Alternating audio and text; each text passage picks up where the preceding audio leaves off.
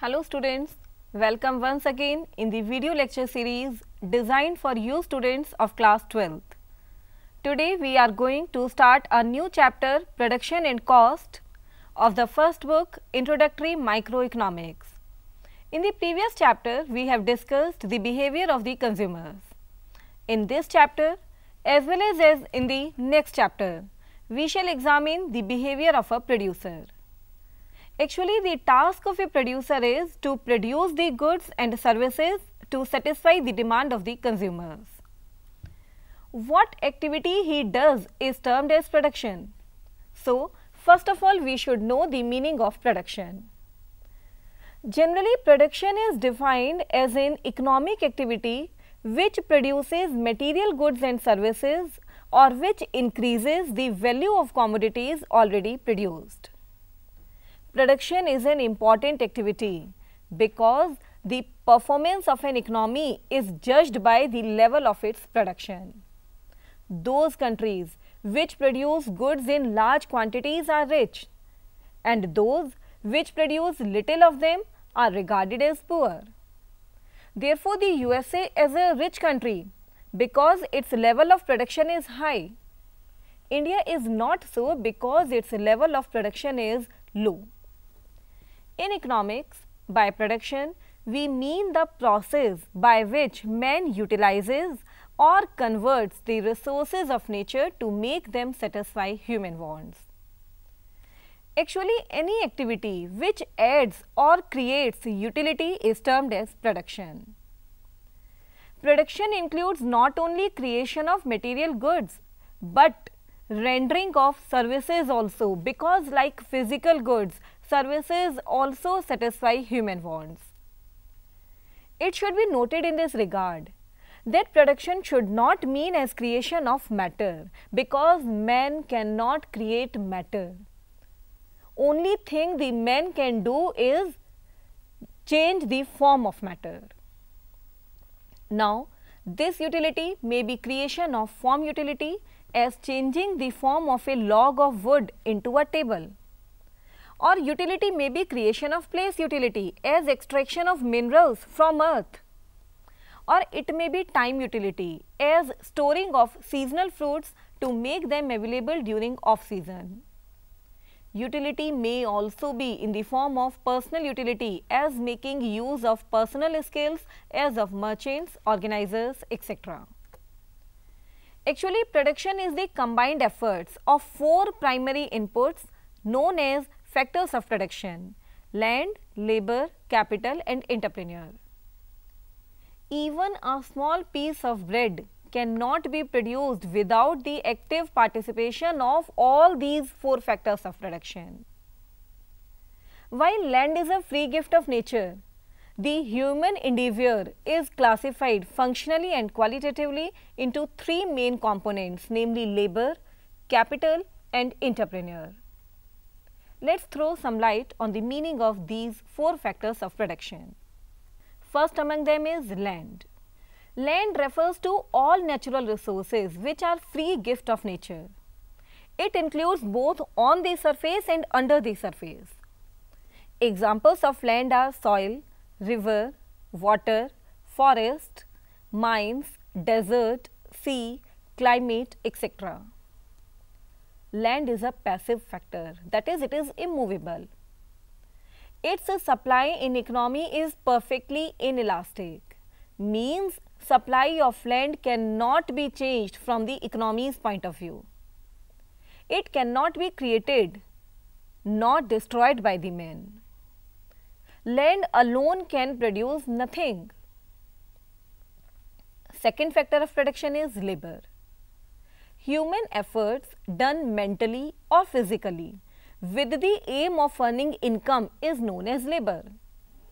The compensation given to laborers in return for their productive work is known as wages. Labor is an active factor of production. Land and labor are also known as primary factors of production. Actually, it is labor which in cooperation with land makes production possible. You should remember that labor is an exception to the law of supply. As wages of labor increases and increases, it wants to supply less hours for production. Generally, it is said that labor has poor bargaining power because it is in an economical weaker section of the society. Generally, it is said that employers exploit the laborers, but it is not so in the modern age. Third factor of production is capital. Students, can you answer whether capital is a part of wealth or wealth is a part of capital? I mean to say that which of the two between wealth and capital is a broader concept? Yes, you are right. It is capital which is a part of wealth and not vice versa.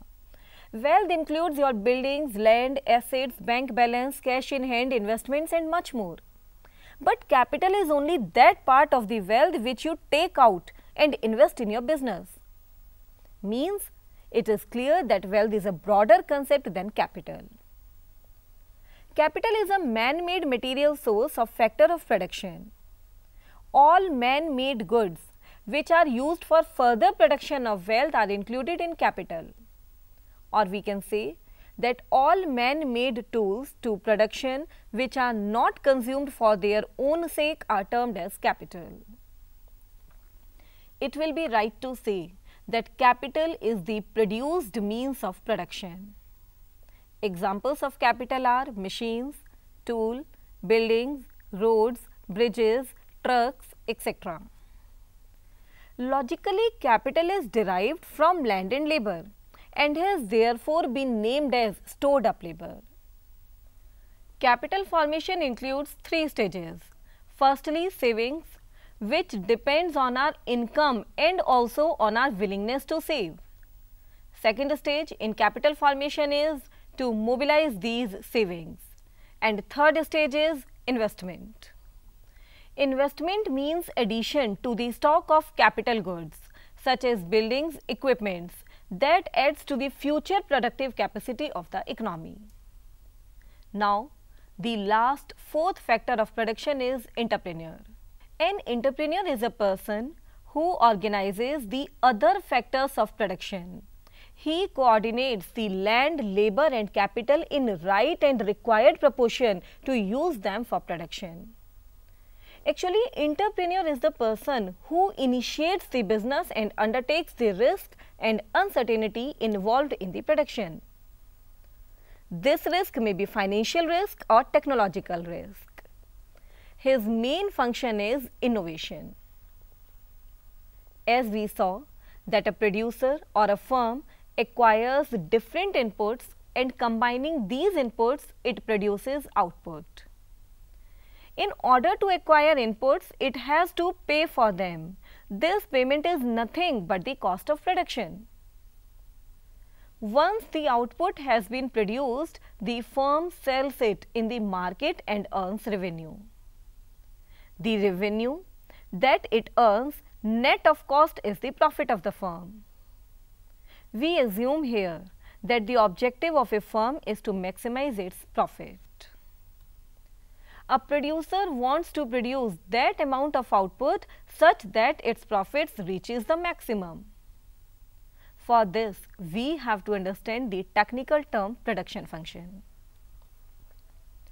Actually, the production function means the physical relationship between the units of input and output. If the units of input are given to the producer, he tries to maximize his output by using the given input and given state of technology. And if level of output is given to him, he tries to minimize the quantity of input.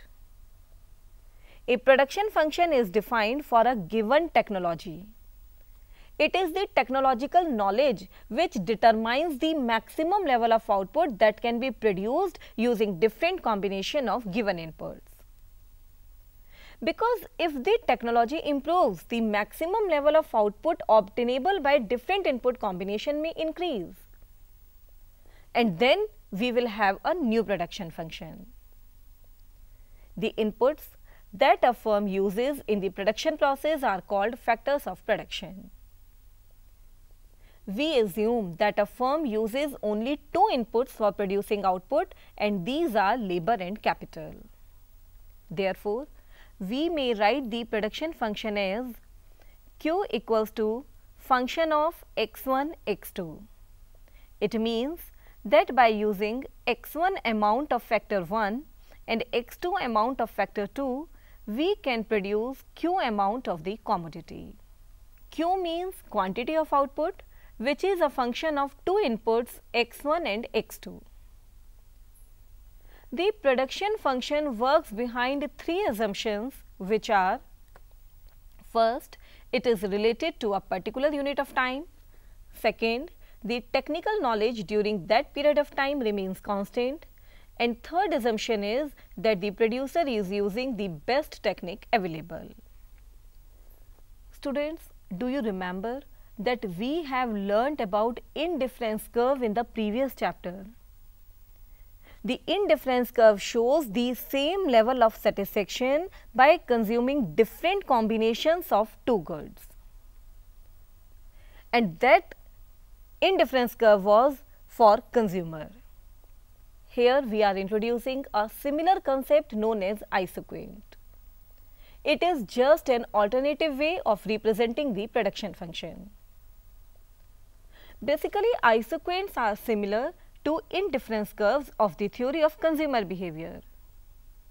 An isoquant shows all the different combinations of two factors which give same level of output. Isoquants are also called as equal product curve because they give equal level of output, or they are known as isoproduct curve because iso means same, or isoquants are also known as constant product curve. Since an equal product curve represents all those combination of inputs which gives equal quantity of output, the producer is indifferent between them. That's why another name for an isoquant is production indifference curve. The concept of the isoquant can be easily understood with the help of the following table. In this table, we have 4 columns. First column is for combination of two factors. Second column shows units of factor 1. Third column shows units of factor 2. And last column is for marginal rate of technical substitution, in short known as MRTS. We can see combination A shows that producer is using 1 unit of factor 1 plus 12 unit of factor 2. Combination B shows that factor 1 is used by 2 quantity and factor 2 is used in 8 units. Combination C shows that 3 units of factor 1 are used and 5 units of factor 2 are used. And combination D shows that the producer is using 4 units of factor 1 and 3 units of factor 2. Students, remember, we are doing isoquant curve, and these all 4 combinations give same level of output to the producer. Last column, marginal rate of technical substitution, we will discuss later. If we draw a curve using 2 columns of factor 1 and factor 2, what we get is nothing but isoquant. Isoquants have properties similar to the indifference curve. Like indifference curve, isoquants are downward sloping from left to the right due to the inverse relationship between the two axes. Inverse relationship means if we have to increase the quantity of one factor, then the quantity of the other factor has to be reduced, only then they can give same level of output. Let's discuss the properties of isoquant. Number 1, it is downward sloping from left to right. Number 2, it is convex to the origin due to declining marginal rate of technical substitution. Here I would like to tell you that marginal rate of technical substitution means as we increase the units of one factor, the rate of sacrificing the units of second factor goes on diminishing. Third property is that two isoquants can never intersect each other as they give different level of output. Because if they intersect each other, it would show that at intersection point, two isoquants are giving same units of output, which is impossible. Fourth feature of isoquant is that higher isoquant gives higher units of output. Its next property is that isoquant can never touch either axis, because if it touches x axis, it means the units of factor y are 0. And if it touches the y axis, it means that units of factor x are 0. And the units of any factor cannot be taken as 0, because only one factor cannot produce without the help of the other factor. Next property of isoquant is that it can neither be horizontal to the x-axis nor vertical to the x-axis. This is so because if it is horizontal to the x-axis, it means that units of factor y are constant, and we are increasing the units of factor x continuously, but the units of output obtained are constant as one isoquant shows, but it is impossible. Same case will happen if isoquant is vertical to the x-axis. For understanding the concept of production function more clearly, we shall go into the short run and the long run. In our next lecture, we will do the production function in short run and long run and relevant laws applicable in the respective period.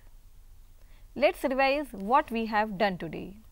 Today we did detailed meaning of production, various inputs used in the process of production and the concept of isoquants.